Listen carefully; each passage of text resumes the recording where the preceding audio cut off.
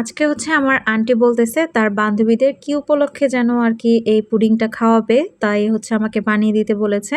তো আমি হচ্ছে এখানে একটা ক্যারামেল পুডিং বানিয়েছি। তো ফুল ভিডিওটা আপনাদের সাথে শেয়ার করলাম। অবশ্যই ভিডিওটা শেষ পর্যন্ত দেখবেন। তো আসসালামু আলাইকুম, হ্যালো এভরিওয়ান, কেমন আছেন সবাই? এখানে হচ্ছে আমি 1/2 লিটার গরুর দুধ নিয়েছি। এর মধ্যে 2টা ডানোর প্যাকেট দিয়েছিলাম। তো দুধটা বলক আসলেই নামিয়ে নিব। তো আমি হচ্ছে দুধটা ঠান্ডা হতে দিয়েছি, আর এই ফাঁকে হচ্ছে ক্যারামেলটা বানাবো, সেজন্য 1/2 কাপ পরিমাণের হচ্ছে চিনি দিয়েছি। আর এখানে সামান্য কিছুটা পানি দিয়ে আমি ক্যারামেলটা করে নিলাম। আর যখন ক্যারামেলের কালারটা এরকম সুন্দর আসবে তখন হচ্ছে নামিয়ে আমি হচ্ছে যে বাটিতে পুডিং সেট করব সেই বাটির মধ্যে ঢেলে নিচ্ছি। এখন ক্যারামেলটাকে হচ্ছে পুরাটা বাটিতে আর কি ছড়াই দিতে হবে, যাতে করে আর কি পুডিংটা অনেক সুন্দর দেখা যায়। তো সিম্পলভাবে অবশ্যই ভিডিও দেওয়ার চেষ্টা করি। সবাই আমার ভিডিওটা প্লিজ প্লিজ প্লিজ একটু লাইক কমেন্ট শেয়ার করে দিবেন। আর আমি প্রতিবার হচ্ছে 4টা ডিম দিয়ে বানাই পুডিং। 1/2 কেজি পুডিংয়ের জন্য 4টা ডিম দিই। তো আজকে হচ্ছে 6টা ডিম দিয়ে বানাবো। তো চিনির পরিমাণটা সামান্য কিছুটা বাড়তি দিয়েছি। আপনারা আপনাদের টেস্ট অনুযায়ী কম বেশি করে দিতে পারবেন।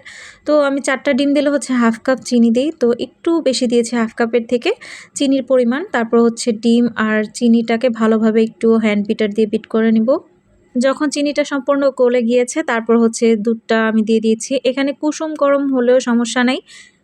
আর আপনারা যদি একটু রিস্ক মনে করেন তাহলে ঠান্ডা করে দিতে পারেন। তো একটা হাত যেন চুপানো যায় দুধের মধ্যে, ওরকম হালকা কুসুম গরম অবস্থায় দেওয়া যায়, তাহলে পুডিংটা স্মুথ হয়। তো ক্যারামেলটা যখন জমে গিয়েছে তার উপরে হচ্ছে আমি এই দুধের মিশ্রণটা ঢেলে দিলাম বাটিতে। তারপর ঢাকনা দিয়ে ঢেকে এখন হচ্ছে আমি স্টিম করে নিব। এখানে হচ্ছে যে হাঁড়ির মধ্যে আমি একটা কাপড় আর কি ভাঁজ করে দিয়েছি। তারপর হচ্ছে পানিটা দিয়ে দিলাম পরিমাণ মতো। এখন বাটিটা উপরে দিয়ে আমি ঢাকনা দিয়ে ঢেকে 30 মিনিটের মতো হচ্ছে এটাকে আর কি ভাপ দিয়ে নিয়েছিলাম। মিডিয়াম আঁচে হচ্ছে রেখে এই পুডিংটা ভাপ দিতে হবে। আর 30 মিনিটের বেশি যদি আমি দেখছি আর কি ভাপ দেওয়া হয় তাহলে কিন্তু পুডিংটা আর কি ভেতরে কেমন যেন ছিদ্রযুক্ত হয়ে যায়। তো খেতে আমার কাছে কেন যেন ভালো লাগে না। 30 মিনিট হলেই পারফেক্ট পুডিং হয়। তো পুডিংটা কেমন হয়েছে অবশ্যই সবাই জানাবেন। আর এটার হচ্ছে রিলস আমি আগে আপলোড দিয়েছিলাম। আজকের মতো এখানেই বিদায় নিচ্ছি। সবাই অনেক বেশি ভালো থাকবেন। সবার জন্য অনেক অনেক ভালোবাসা, দোয়া রইল।